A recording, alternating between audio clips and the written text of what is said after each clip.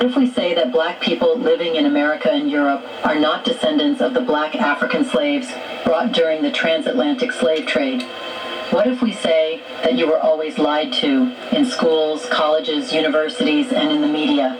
Perhaps that will be hard to believe because no other explanation exists. However, a groundbreaking latest study has brought a watershed moment. This study reveals that 98% of black people living in America have Native American roots. In other words, black African Americans are actually Native Americans whose ancestors existed before Columbus reached America. Yes, this completely changes everything. But what else does this study reveal that you should know about? Welcome to a new episode of Black Afric Diary, a channel where we talk about black African history, culture, arts, and civilization. It's a place where you will see the real picture of black Africa, its stories, and the events defining it. In this episode, we will tell you about a study that reveals black people in America are not descendants of black African slaves, but of hidden native black original tribes. Let's get started.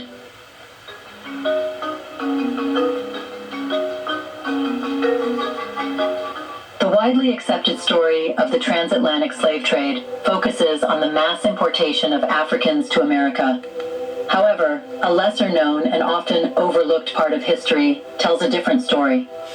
Before Columbus arrived in 1492, millions of native black Americans, also known as black Indians, inhabited the American continent. But after 1492, these populations seemed to vanish. Historical records reveal that many of these individuals were captured and shipped to Europe and Africa as Indian slaves. This reverse trade challenges the traditional narrative, suggesting that the story of the slave trade we have been taught might be backward. Instead of Africans being brought to America, it appears that black Indians were taken from America to Europe and subsequently traded to Africa. This reverse trade process started with European colonizers capturing and exporting native black Americans to Europe. From there, they were sent to Africa and traded as commodities in exchange for African resources. These black Indians, now erroneously identified as African Americans, were later shipped back to America and labeled as African slaves. This crucial aspect of history is frequently neglected in school curriculums, leaving a significant gap in our understanding of the transatlantic slave trade. Every European nation that colonized North America exploited Indian slaves for labor-intensive purposes such as construction, plantations, and mining. Historical records, especially those from South Carolina, provide some of the most authentic documentation of this practice. South Carolina, initially established as the English colony of Carolina in 1670, played a significant role in this dark chapter of history. Between 1650 and 1730, it is estimated that at least 50,000 Indians, possibly more, were exported by the English to their Caribbean outposts. Many of these shipments were concealed to avoid paying government tariffs and taxes. This extensive trade meant that during the period between 1670 and 1717, more Indians were exported than Africans were imported into the colonies. The impact on native tribes was devastating. Entire tribes in the southern coastal regions were decimated due to slavery, more so than from disease or war. In 1704, a law was passed that conscripted Indian slaves to fight in colonial wars long before the American Revolution.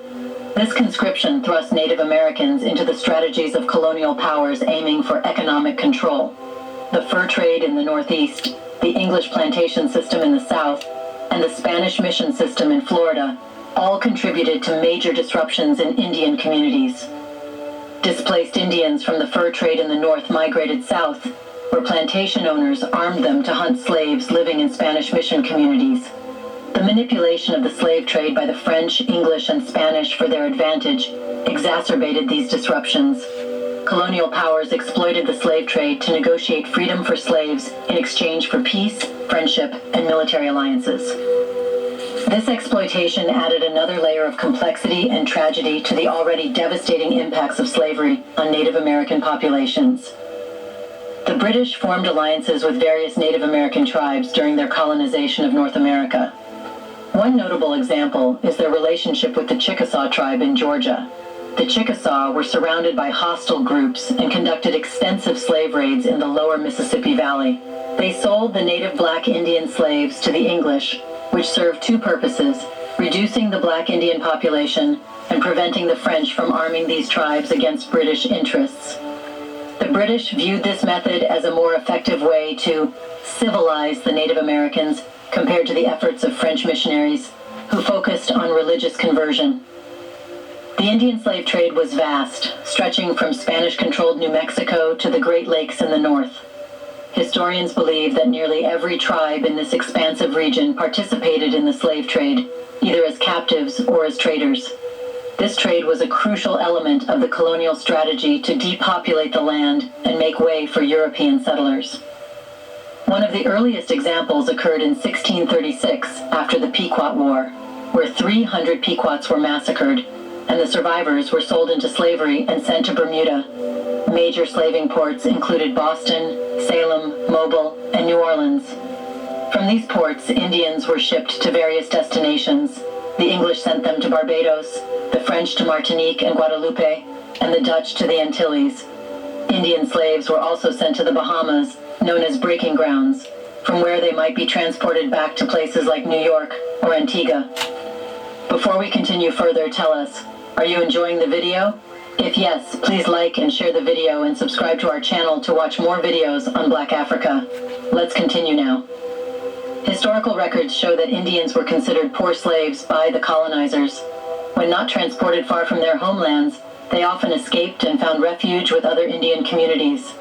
They also died in significant numbers during transatlantic journeys and succumbed to European diseases. By 1676, Barbados had banned Indian slavery, citing their too bloody and dangerous an inclination to remain here. As the Indian slave trade declined and was replaced by the African slave trade in the late 1700s, a new dynamic emerged. Native American women began to intermarry with imported Africans, producing mixed-race offspring.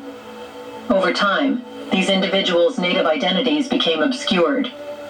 The colonial project aimed to erase the presence of Indians, and bureaucratic changes in public records began labeling these mixed-race individuals as colored. In states like Virginia, public records such as birth or death certificates initially recorded individuals as Indians. However, these records were often changed to colored over time. Census takers who determined a person's race by their appearance frequently recorded mixed-race individuals as simply black, not Indian.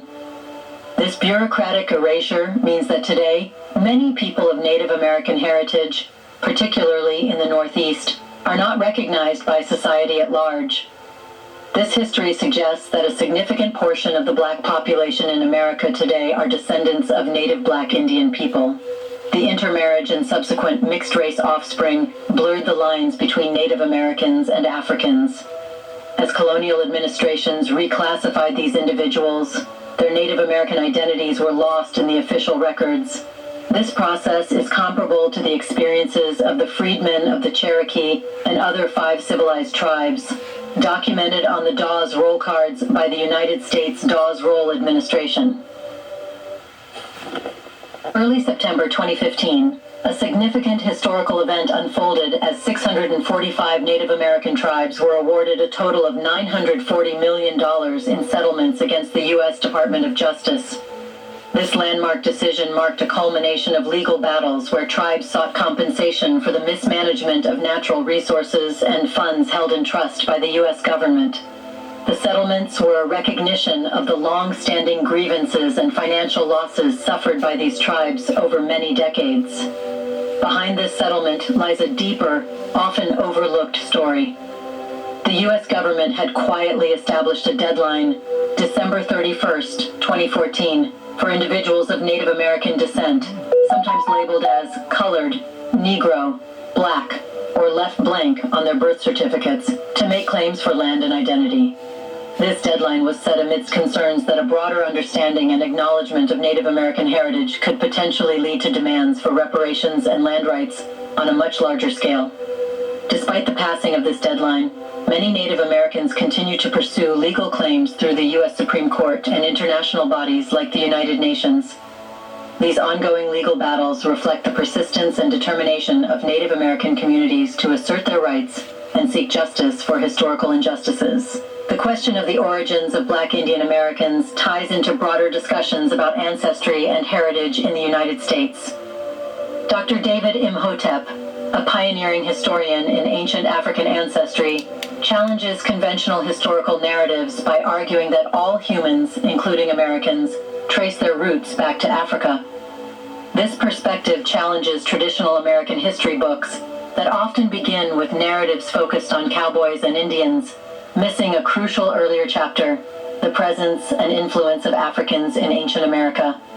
Imhotep's views are echoed and expanded upon by historian Ivan Van Sertima in his influential work, They Came Before Columbus.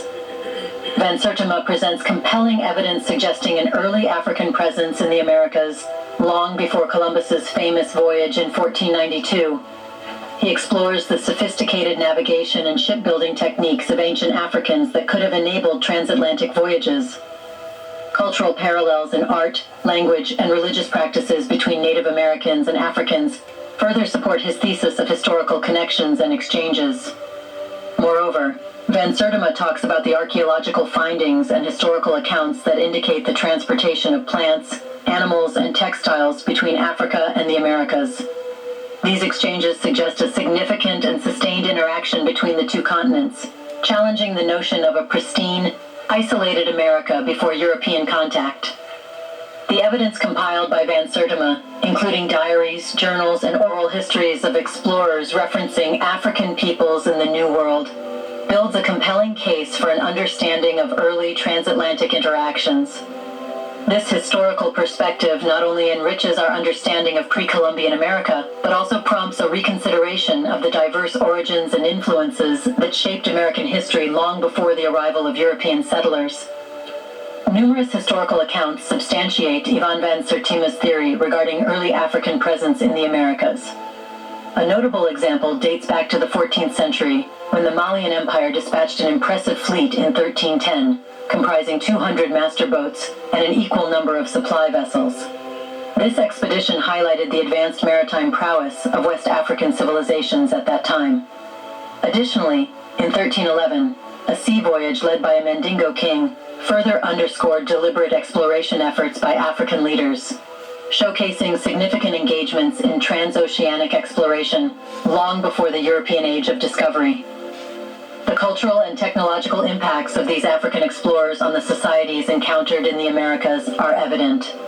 Dr. David Imhotep, in his influential work, The First Americans Were Africans, expands on these themes, advocating a profound reassessment of traditional historical narratives.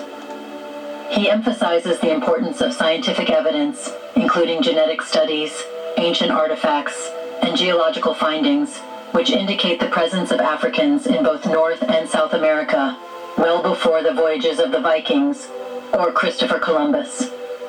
One compelling piece of evidence highlighted by Dr. Imhotep is a photograph from the HMS Challenger expedition, displayed at the Natural History Museum in London, depicting African explorers in Tierra del Fuego.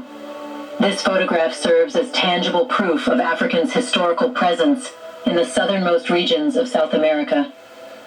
Beyond scientific evidence, the cultural continuity and traditions of Black and Indigenous peoples in the Americas further validate their interconnected histories. In cities like New Orleans, for instance, the Mardi Gras Indians exemplify the fusion of African and Native American cultural elements that have persisted for centuries. These traditions reflect a complex identity often overlooked in mainstream historical narratives. The identity of Black people in the Americas defies simple categorization. Terms such as Afro-Indigenous, Black Native, Indigenous and Black, or Black with tribal identity, illustrate the ways individuals embrace and embody their dual heritages. This recognition challenges societal norms that seek to classify individuals into rigid racial categories based solely on physical appearance or perceived authenticity. Throughout history, Black and Indigenous ancestors have formed communities, forged relationships, and collectively resisted various forms of oppression unique to their experiences. From early interactions between Africans and Native peoples to enduring struggles against colonialism,